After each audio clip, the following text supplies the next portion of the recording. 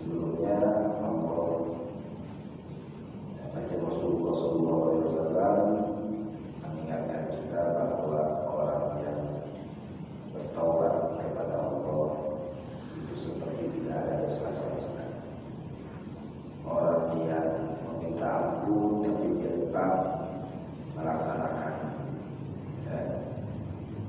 rutinitasnya dia yang melaksanakan dosa, itu sebenarnya adalah al-mustahzi bi rabbih. Dia sedang meledek kepada Allah. Mudah-mudahan kita termasuk orang-orang yang kembali kepada Allah.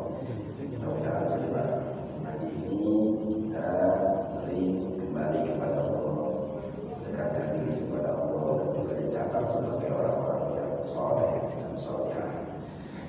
Bismillahirrahmanirrahim. Qala al-musannif rahimahullah ta'ala wa nafa'ana bi wa min dalil asrari.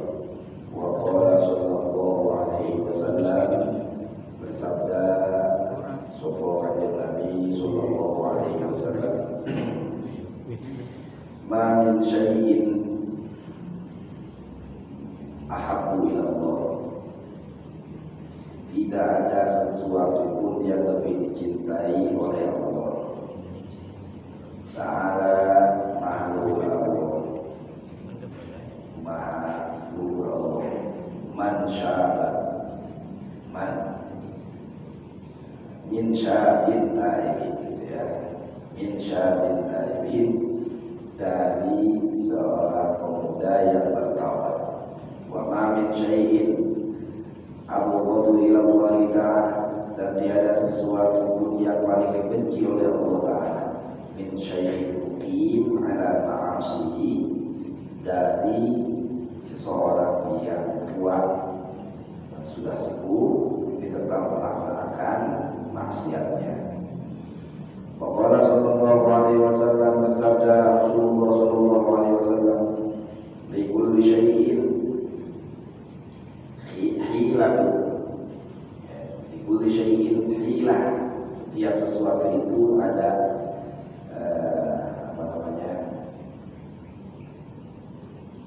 tata cara untuk Likuli syai'in, bukan hilah di sini, hulyah. Hilah yang benar, likuli syai'in hilah. Setiap sesuatu itu ada cara untuk apa sih? Kalau alasan itu berkilah, kalau pekerjaan itu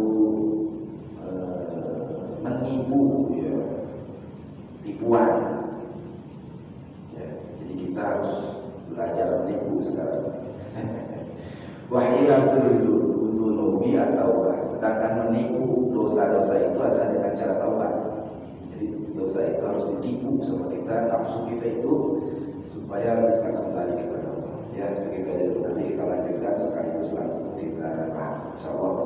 Bismillahirrahmanirrahim. Hadis yang pertama katakan Rasul, ma min syai'in ahabbu ila Allah min syabin taib. Tidak ada sesuatu yang paling disukai oleh Allah itu daripada pemuda yang bertobat. Kalau bapak-bapak yang ngaji di sini umurnya 40 tahun ke atas, bisa 50 tahun, 60 tahun, ya, luar biasa. Pasti dia sudah taubat, ya, sudah pernah, ya, melewati berbagai macam kehidupan. Dia sudah pernah jalani, dan pastinya dia sudah mengikuti ajaran yang Allah berikan kepadanya. Cirinya datang ke pengajian, cirinya datang ke masjid, cirinya dia mau menjadi orang baik, cirinya dia mau menikah, orang yang menikah dan mau menikah, itu ciri dia mau bertobat kepada Allah. Insyaallah taibin, tapi ini dia belum menikah, dia belum punya anak, dia belum umur 40 tahun. Kok harus 40 tahun? Karena umurnya dewasa seseorang itu 40 tahun. Kalau dia masih 40 tahun, masih seperti dia sebelum 40 tahun melakukan dosa-dosanya, itu biasanya akan menjadi tabiat. Itu akan menjadi perangai dia, itu akan menjadi sifat. Maka sebelum umur 40 tahun ini kita perlu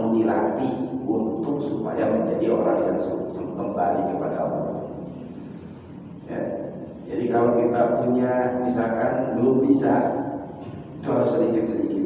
Misalkan ya, kita sering ataupun ya, kita melaksanakan dosa, baik itu dosa kecil ataupun dosa besar. Jangan anggap dosa kecil itu tidak menjadi bahaya kepada kita.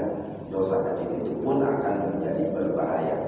Kalau terus kita melaksanakannya akan menjadi dosa besar.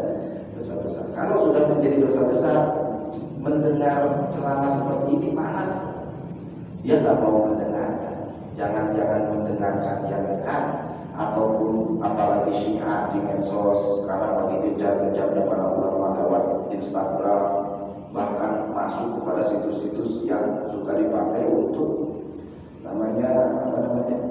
hanya bercanda belaka, seperti misalkan ya situs-situs ataupun sosial media yang dipakai untuk berlaga seperti kita itu ya, joget-joget dan sebagainya. Tapi itu ada dakwahnya, ada yang masuk sampai ke sana untuk mendakwahi kita supaya tidak lupa kepada Allah. Kalau dia itu masih berumur kurang dari 40 tahun sudah bertaubat, itu yang paling dicintai oleh Allah Subhanahu wa Ta'ala. Ya, jadi ukurannya itu umur kalau sudah ya paruh baya itu 40 tahun ke atas. Jadi kalau udah 40 tahun masih seperti itu, nah ini susah untuk ya kembalinya. Itu ya harus sedikit-sedikit ya. Sama seperti ya orang yang masih muda pun itu juga harus bimbingan dari para kesepuhan. Ini udah dicontohkan nih ya, yang sepuh-sepuhnya datang ke masjid ya, yang kesepuhannya Pak Haji setelah makmur Pak Haji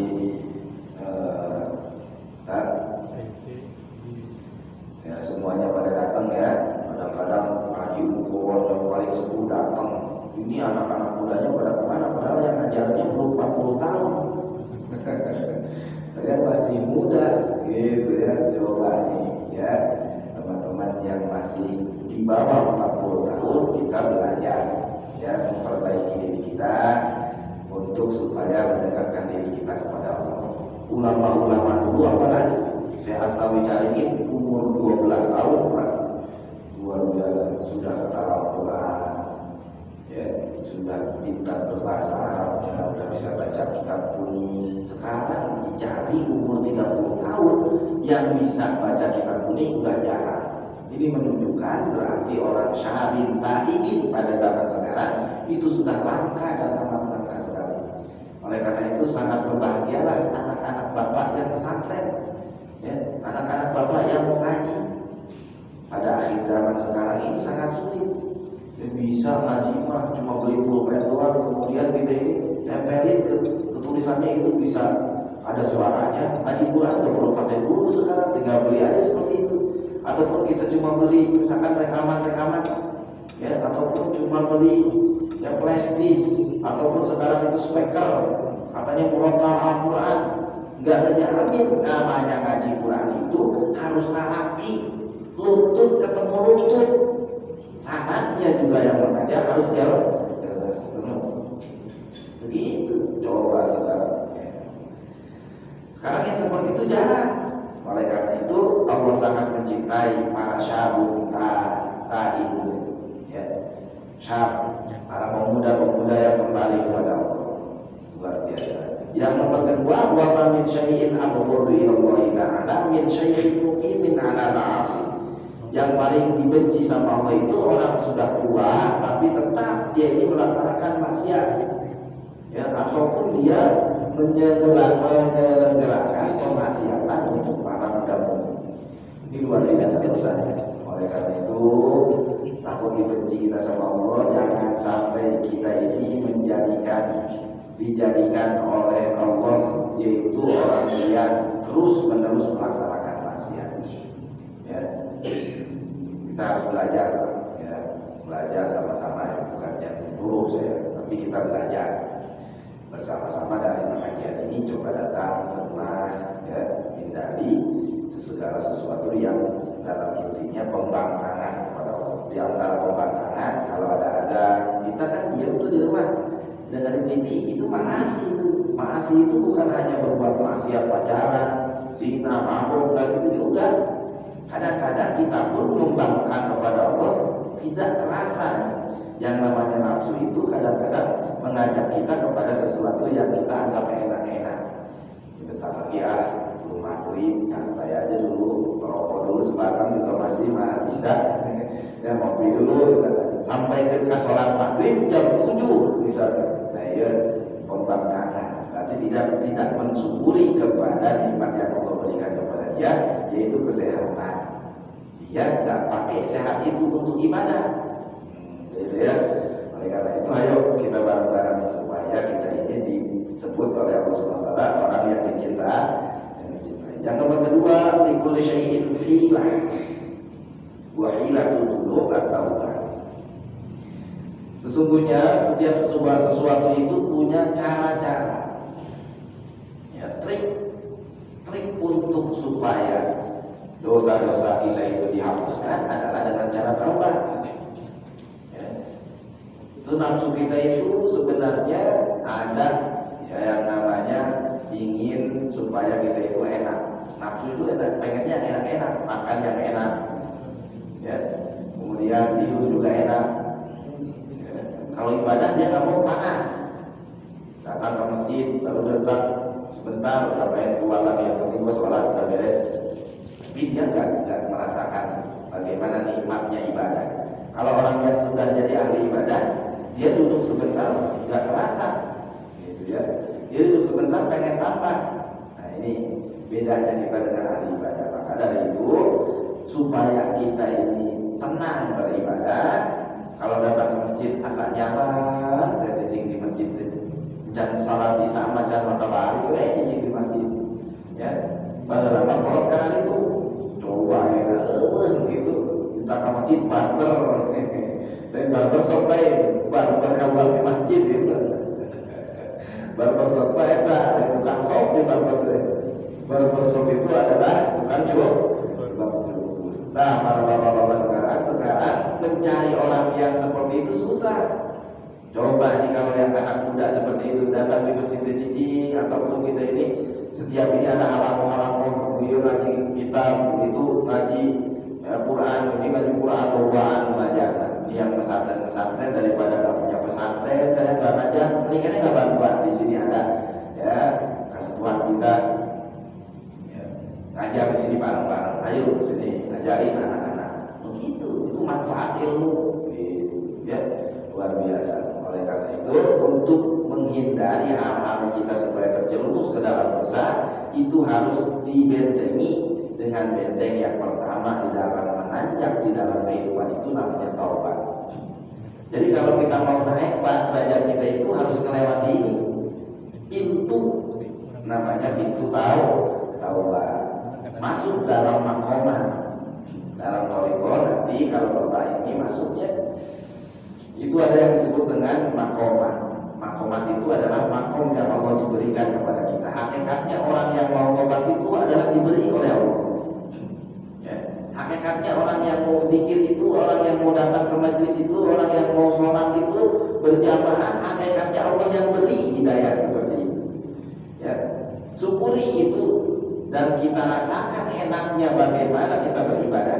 Ini namanya kita sudah masuk makom taubat. Dan juga kita tidak pernah kembali dan tidak pernah menyentuh kepada sesuatu yang pernah kita laksanakan itu yang dahulu dianggap membangkang kepada Allah. Nah itu, ya ini namanya hilatul qulub at-taubah. Makanya supaya kita tidak kembali lagi kepada sesuatu yang pernah kita laksanakan yang dulu itu, kita perbanyak taubat kepada Allah. Apa itu taubat itu? An-nadam. Hadis yang kemarin sudah disebutkan. Apa namanya an-nadam itu? Penyesalan, tidak pernah menyentuh lagi. Ya, insya Allah mudah-mudahan kita menjadi orang-orang yang bisa mengamalkan hadis juga. Hadis yang nomor selanjutnya, wa qala sallallahu alaihi wasallam likulli syai'in dawa'un wa dawa'ul qulub at-taubah. Ini redaksinya beda. Kalau tadi itu adalah cara, kalau ini hanya Rasul mengumpamakan dengan obat. Setiap sesuatu itu ada obatnya. Obatnya dosa itu ya harus taubat. Kalau kita supaya kita ini kembali. Kadang-kadang ini cara Allah supaya orang kembali. Ya, itu yang itu mau berarti ulang atau jadi tukang ahli maksiat. Untuk itu oke. Caranya kita pasti berbeda deh. Ada orang yang diberikan maksiat dulu supaya dia tambah dekat kepada Allah. Kadang-kadang ahli ibadah sekalipun Allah berikan dia supaya menjadi ya maksiat, terjerumus ke dalam maksiat. Sengaja Allah berikan seperti itu supaya dia kembalinya kepada Allah, tambah ya kembali kepada Allah. Begitu. Ya. Contoh Imam Junaidil Baghdadi. Beliau itu dulunya preman, ya, tukang dulu, kamu cek air apa Jawara, buka yang usaha rumah di tenggara, bahkan betis dipotong nyambung deh, ya, tahu betis dipotong sambung gede, kata-kata lawarontek, kata-kata, ya, tahun berapa bulan. Di antara yang jago bulan itu adalah Junaid. Junaid ini gara-garanya gembira Pak. Ketika dia mau bertarung, ya, saya barakan hadiahnya 1 juta misalkan. Ada kakek-kakek tua datang ke rumahnya, atau sebelum bertarung dia berkata seperti ini, "Hei Junaid, wallahi saya ini keturunan Rasulullah. Kalau misalkan ente, ya, bisa enggak di panggung nanti pura-pura kalah sama anak." Kenapa emang? Karena saya butuh uang. Istri saya lagi sakit, anak saya sakit. Coba ente pura-pura kalah aja. Saya ini tua, udah sepuh, tapi dia turunan habaib. Karena dia menghormat ke Habibnya, kemudian dia bertaubat kepada Allah atas wasilah seorang yang hamba yang soleh tadi. Dia pura-pura mengalahkan. Dia pura-pura dikalahkan oleh si tua-tua kakek-kakek itu, dan kemudian si kakek itu mendapatkan hadiah 1 juta kalau cekai nama Allah. Karena wasilah si kakek tersebut, karena dia telah turunan kanjeng Rasul, dia menjadi ahli taubat. Begitu. Nah, berarti orang taubat oke, kadang-kadang harus kepada juga orang yang membimbing kita supaya mau taubat. Gitu. Makanya dakwah di sini obat itu bukan semata-mata daripada taubatnya ini jadi obat, tapi ada orang yang menjurukan dia untuk bertaubat. Gitu kan ya? Dulu saya nggak seperti ini, mungkin kalau nggak kata ibu saya atau guru saya nggak mungkin begitu. Ya, buang pakai celana robek, pakai sendal jepit, nongkrong main gaplek. Betul Pak? Ya kalau diceritakannya begitu, ya. Tapi bukan bangga kepada dulu saya pernah maksiat, tapi maksudnya ini adalah supaya kita menjadi ada iktibar. Saya diajak ziarah Pak, dipaksa sama Umi, karena pada waktu itu di Toto, ya Abdullah Binu, putra Mama Abdullah Binu mau mengadakan namanya ziarah keliling Jawa, dipaksa sama Umi ikut.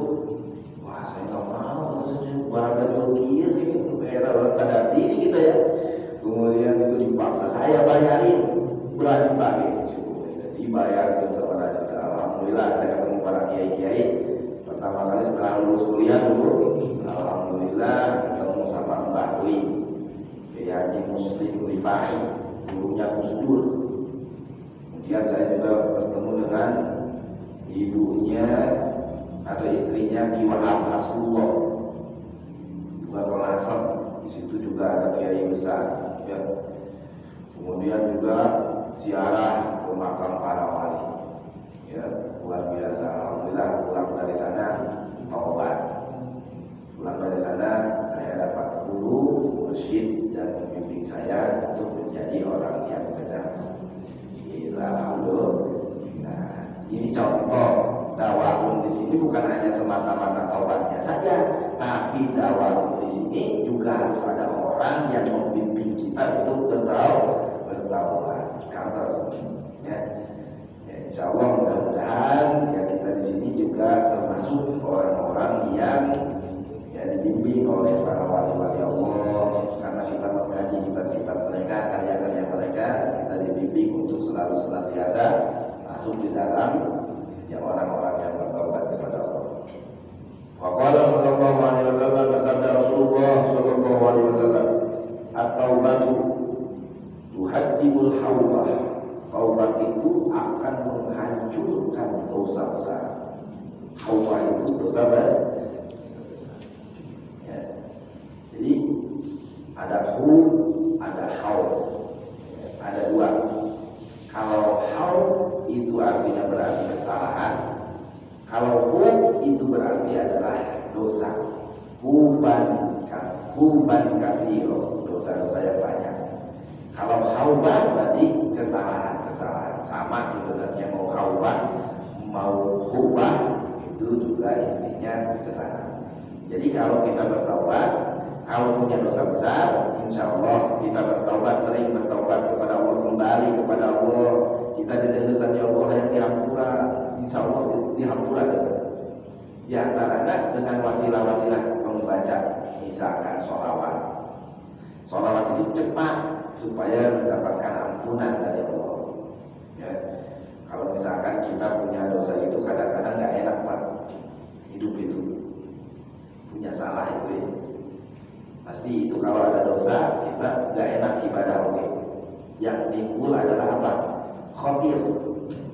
Ketika kita beribadah kadang-kadang kita ini selalu banyak keluar dari hati ini ya khotir yang nggak benar.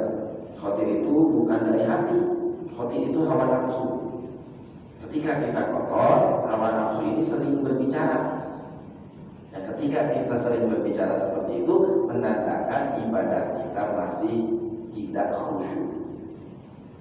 Ciri ibadah can khusyuk, namun bersolat kita masih ngorocok. Masih gitu ya, kita semua itu ya nggak menutup kemungkinan saya juga sama masih ayat. Kenapa? Karena kita ini masih banyak dosa. Makanya kita harus perbanyak ini yang namanya minta ampun itu. Ya, namanya taubat itu. Coba kita kalau ketika Allahu Akbar sampai Assalamualaikum berapa detik kita ingat kepada Allahnya? Ingat anak, ingat HP kerja, ingat wah setelah lupa. Nah ini timbulnya itu karena khotir. Khotir itu bisa terjadi ketika kita banyak dosa. Ketika kita sudah bersih, ya kita duduk, sila, baca Quran, hati ingat ke Allah. Bersolat, hati ingat ke Allah. Nah ini yang susah kan? Gampang soal itu mah gampang cekurang. Ya, tapi prakteknya kita bisa menilai sendiri. Coba kita di hati ngomong Allah, atau ya Allah. Ketika kita sholat, mulutnya baca Alhamdulillahirabbil alamin. Coba hati baca begitu, susah. Minimal begitu aja. Apalagi kalau sudah kita bisa benar-benar khusyuk seluruh anggota tubuh kita beribadah kepada Allah.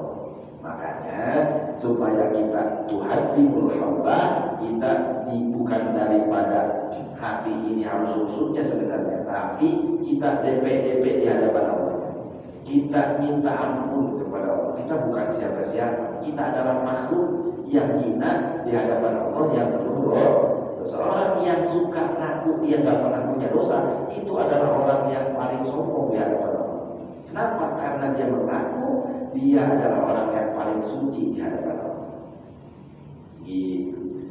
Justru Allah sangat mencintai orang-orang yang ngaku di hadapan Allah saya banyak dosa. Kalau ditanya, Bapak mau tukang ibadah mau?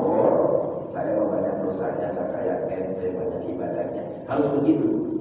Itu dilatih kayak gitu tuh supaya kita ini menjadi orang-orang yang tawadhu di hadapan Allah. Tawadhu di hadapan Allah berarti dia suka kembali kepada Allah. Terus susahnya mudah-mudahan biasa memang tidak ada ulangan kubur saya untuna ya. Di antaranya kita prakteknya namun satu sholat pada ya astagfirullahaladzim, terus kembali lewat bacanya alladzi la ilaha illa huwal hayyul qayyum wa atubu ilaihi min jami'il ma'asi wa atubu baca itu yang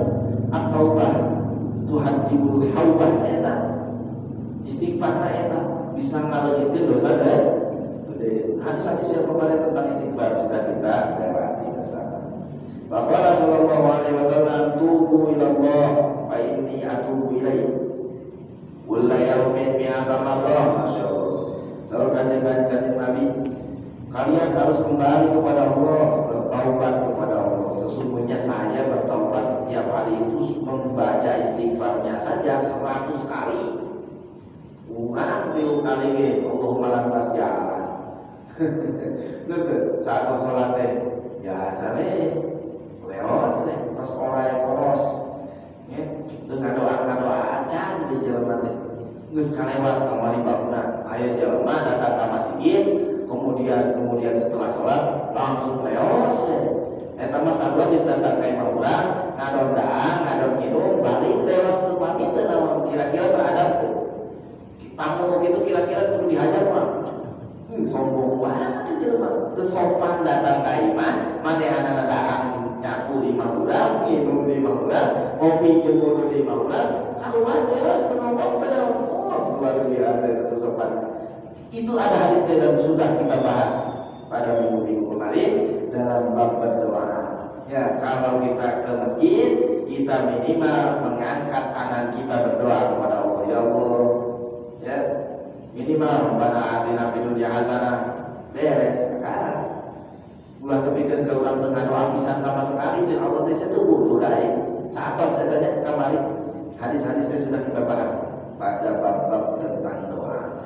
Wa qala sallallahu alaihi wasallam, "Tubu ila Allah wa la tayasu fa innal ya'sa kufrun." Kalian harus bertobat kepada Allah. Ya, wa la tayasu, janganlah kalian berputus asa dari rahmatnya Allah. Ya. Fa innal ya'sa kufrun, karena putus asa itu adalah merupakan pembangkangan kepada Allah. Kufur nikmat kepada Allah. Itu contoh. Ya, kita sudah banyak dosa. Ya, kalau misalkan saya ini naudzubillahi min dzalik berbuat dosa besar, nyangkut mabuk, zina, naudzubillah. Kemudian kita ini melakukan dosa-dosa besar yang lain, membunuh segala. Walaupun saya tidak membunuh secara langsung, tapi otak saya bisa mengendalikan orang supaya membunuh dan harta saya. Saya nyuruh orang supaya bunuh anu, tapi otaknya saya membunuhnya sebenarnya. Kantos. Nah itu dosa besar. Bahkan kita musyrik kepada Allah. Ini juga dosa besar. Tapi kita diangkat oleh Allah menjadi orang yang kembali kepada Allah. Kalau Allah menghendaki seperti itu, bisa jadi. Contohnya seperti ada seseorang pada waktu dulu yang ingin bertobat datang kepada para ulama. Sudah sampai 99 ulama didatangi, ngaku dia pengen taubat kepada Allah, telah membunuh 99 orang. Wahai ulama, saya sudah membunuh 99 orang. Nyawa melayang di tangan saya. Apa kata kiai yang pertama? Kamu bakal diampuni dosa. Karena sudah banyak membunuh, satu orang membunuh orang saja, kamu membunuh satu orang saja, sama membunuh umat manusia semuanya. Wah, barang-barang itu kapalan dia. Dia yang tadi dibunuh jadi pas 100. Tapi ayah datang kakek diri, ngaku saya sudah membunuh 99 orang, bahkan terakhir itu saya membunuh yang kasih fatwa kepada saya tidak diampuni dosa. Dia yang telah meraih ngaku iman diampuni dosa ini bakal dibunuh. Karena dia tahu ilmunya, kemudian dia tahu hadisnya, apa dalilnya? Fa inna Allaha tubu ilallahi wa la tayasu. Itu taubat kepada Allah, jangan putus asa walaupun dosanya segunung, walaupun dosanya sudah menumpuk tidak bisa terhitung lagi dosanya. Jangan putus asa, kita minta ampun kepada Allah, Allah akan berikan ampunan kepada kita. Gitu atas. Kan bunuh dosa gede.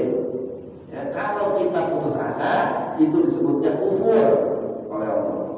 Ya, oleh karena itu kita masih ada kesempatan nih, selama masih hayat di kandung badan, napas masih bisa bernapas, ya, kita masih bisa melakukan namanya tobat, belum sampai yang namanya ruh di kerongkongan, kita belajar untuk kembali kepada Allah. Kantos, ya, kita mudah-mudahan ya sebelum wafat kita sudah banyak bertobat kepada Allah. Kalau orang-orang mukmin, Pak, dia itu sebelum meninggalnya kadang-kadang suka dikasih penyakit. Itu kudu antor sebenarnya. Dikasih penyakit itu supaya kita kembali kepada Allah. Lain nantang, lain tambah tayas. Tayas itu bukan tambah putus asa. Misalkan punya penyakit diabetes 15 tahun, udah disuntik, udah pakai insulin, bahkan udah dipotong sekalipun, kita sebenarnya itu untuk kita tambah dekat kepada Allah. Ya, seharusnya kita sadar seperti itu. Ya, jadi beres stroke misalkan sampai 6 tahun ya Allah, kenapa saya dikasih stroke ya Allah? Bukannya begitu, malah kita harus berbanyak istighfar ya Allah. Mungkin saya dulu pernah makan makanan yang dilarang sama Engkau ya Allah, atau saya pernah membuat maksiat yang Kau tidak ridho. Saya ini pernah berbuat maksiat, atau dari mulut saya pernah keluar kata-kata yang menyakiti orang lain sehingga orang lain tidak mau memberikan maafnya kepada saya ya Allah. Ampunlah saya ya Allah. Saya akan kasih harta-harta saya sedekah kepada orang, mudah-mudahan jadi jalan saya diampuni dosa oleh Allah. Gitu. Ya, kadang-kadang kita diberi sakit seperti itu untuk supaya kita bertobat. Di antara dosa yang menjadi dosa itu ngerokok. Jadi kiai yang memberi maaf biasanya sok diberi kering.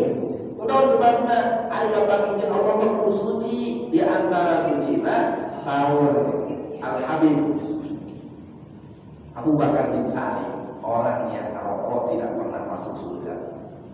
Kahar dia memang kiai lah menaik maaf sok kering lah. Kalau sebabnya supaya tidak merokok. Merokok itu etaman dosa sebenarnya. Tapi akhirnya mah kebakar, akhirnya mah masih muda.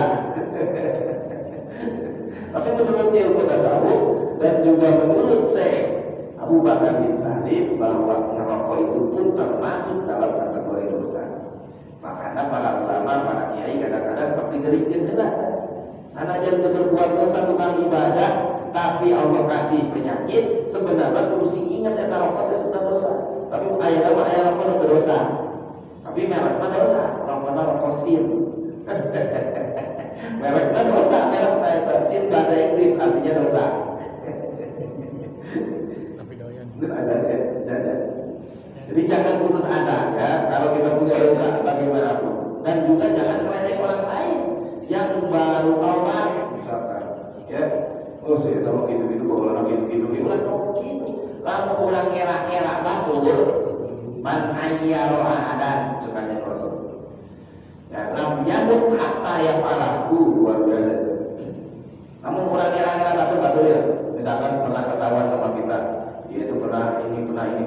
Jangan kita bocorkan kepada orang lain. Justru itu Allah memperlihatkan kamu kelakuan orang lain itu sebenarnya menegur kamu sendiri. Menegur kita sendiri.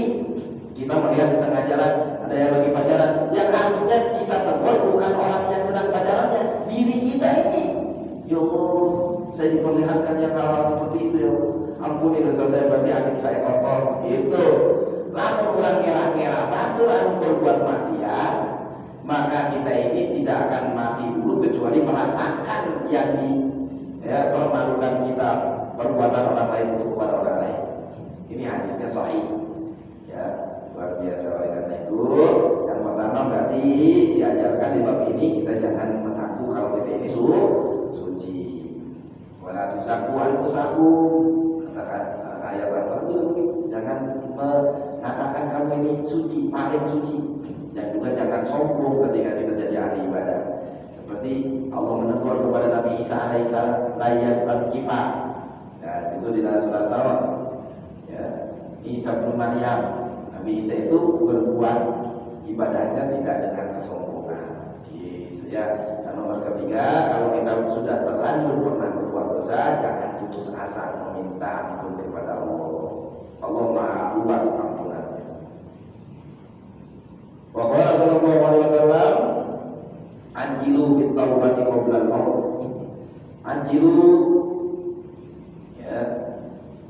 cepatlah bertaubat qoblal maut, sebelum meninggal. Wa ajilu bis-shalat qoblal maut.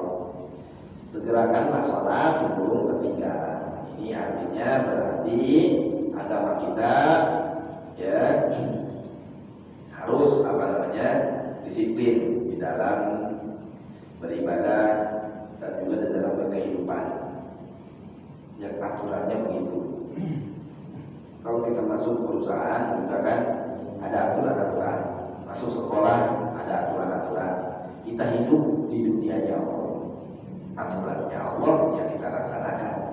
Di antaranya adalah kita jangan sampai alhamdulillah ya, kalau sudah dikasih nikmat seperti ini, mau ke masjid, mau ibadah, sudah mau berzikir misalkan, sudah mau ngaji misalkan, itu nikmat yang Allah berikan kepada bukan sembarangan orang. Oleh karena itu, buru-buru kalau ada sesuatu yang membuat itu nilai taubat kepada kita. Ya, jangan ditunda-tunda.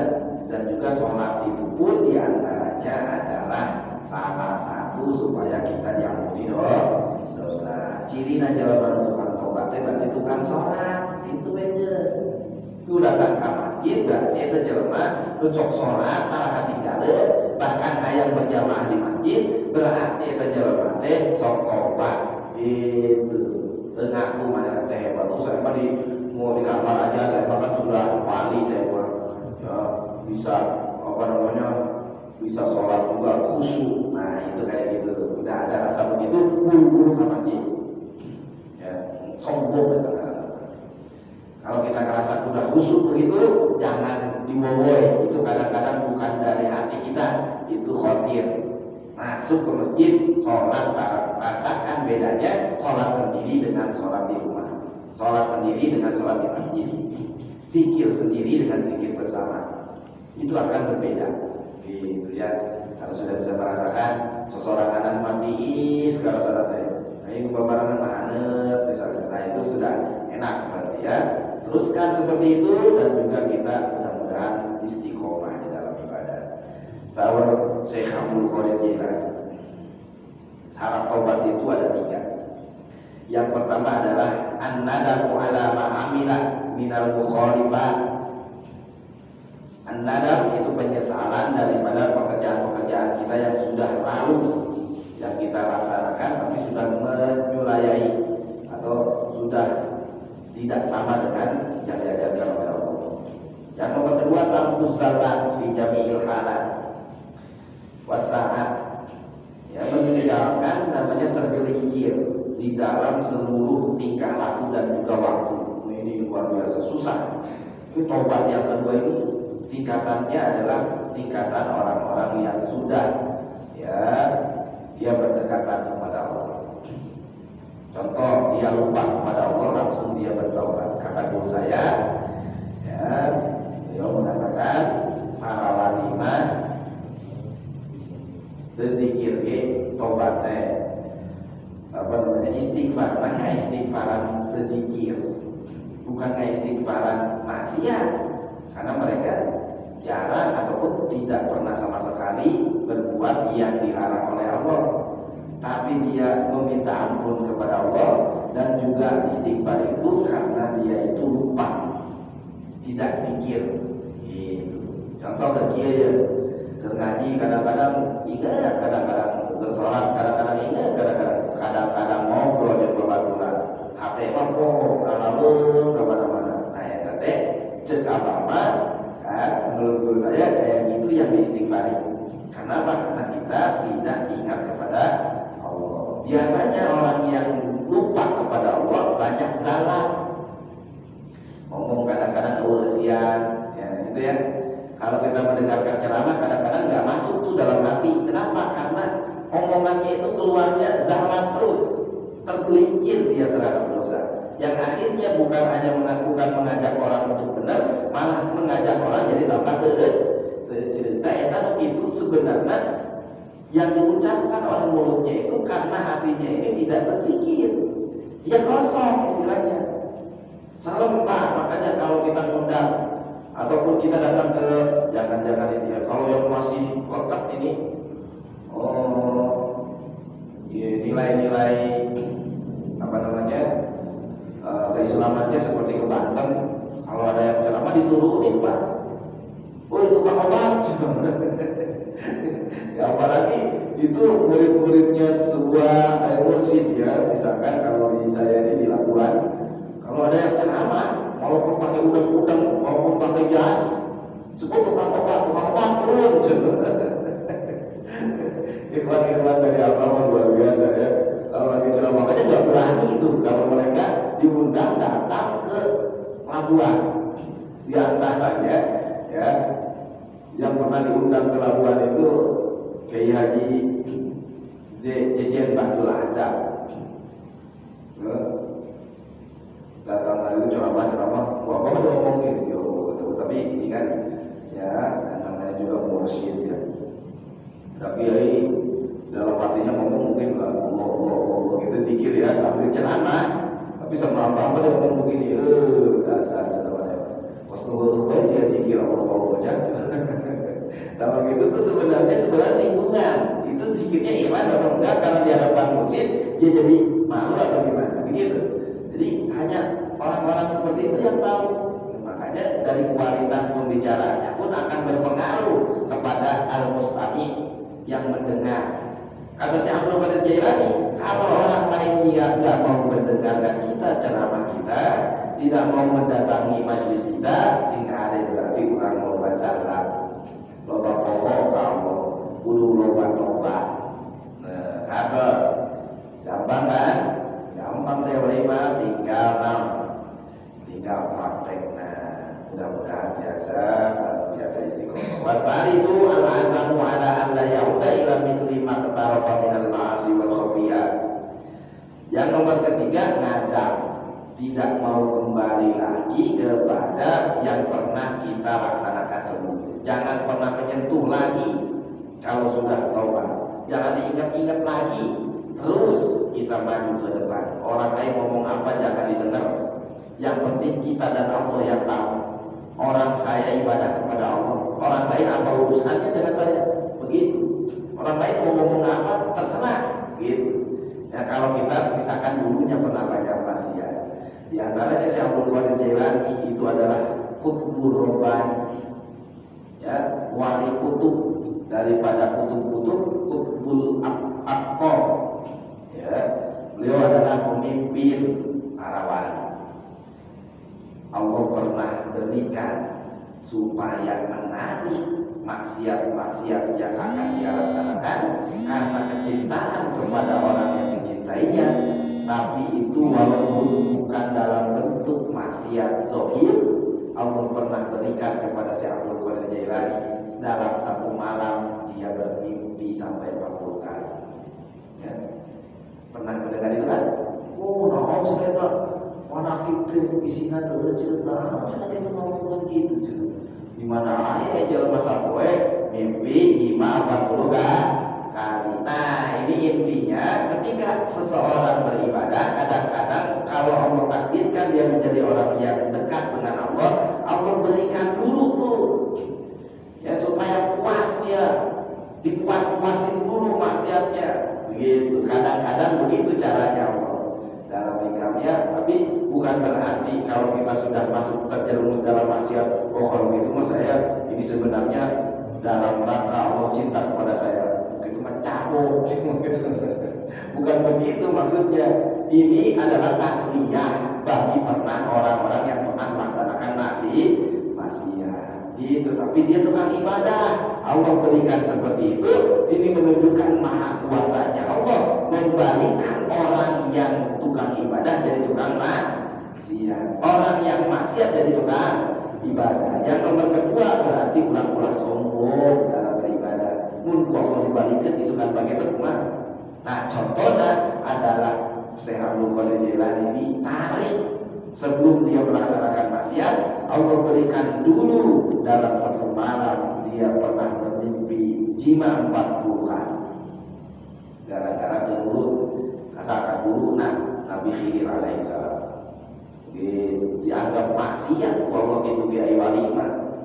Ya, itu supaya nanti ketika dia dalam menjalani kehidupannya dalam dunia nyata, dia tidak melaksanakan maksiat. Gitu. Jadi atau namun dia pernah goreng, namun dia pernah maksiat. Ya syukuri orang enak maksiatnya berarti gitu. Ya, mudah-mudahan orang jadi jelema benar. Mumpu Allah dan mumpu jelema. Jelema benar mah mumpu Allah. Kalau mumpu jelema mah standar itu standar menurut manusia relatif. Ya, pakai pakaian begini, pakai kopiah, pakai samping, oh benar. Belum tentu. Ya kalau mumpu Allah diantaranya kalau menurut Allah benar, dia akan diberikan karunia kemuliaan di hadapan makhluk-makhluk Allah yang lain. Itu. Allah sallallahu alaihi wasallam tubuh ila rabbikum qabla an tamutu. Nah, ini jelas. Kalau kita meninggal, kita sudah mudah-mudahan ditakdirkan sama Allah dan kita meminta kepada Allah. Kita mau husnul khotimah teh dihapus dosana sampai menghadap Allah. Kita harus banyak bertaubat sebelum meninggal. Ya, di antaranya kita berlatih diri kita. Kalau benar diri, kalau benar berartinya apa bermaksiat dan orang suku dipakai anu, dan dipakai anu, akhirnya Allah dicandak nih matanya ini.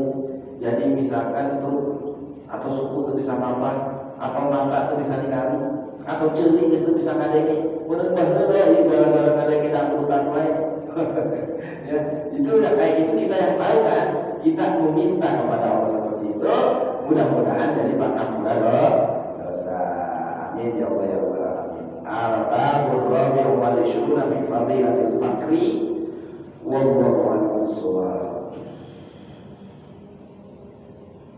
Pas ya hadirin yang mulia ya jalal wa ikram, Allahumma shalli ala sayyidina Muhammadin fil awwalin wal akhirin wa barik wa sallim wa radiyallahu tabaraka wa ta'ala sayyidina ashabi Rasulillah ajma'in. Alhamdulillahi rabbil alamin. Alhamdulillah hamdan jamilan wa ni'matan wa kafiyan katsiran. Ya rabbana lakal hamdu kama yanbaghi li jalali wajhika al-karim wa 'azimi sultanika. Allahumma shalli ala sayyidina Muhammadin salatan tunjina biha min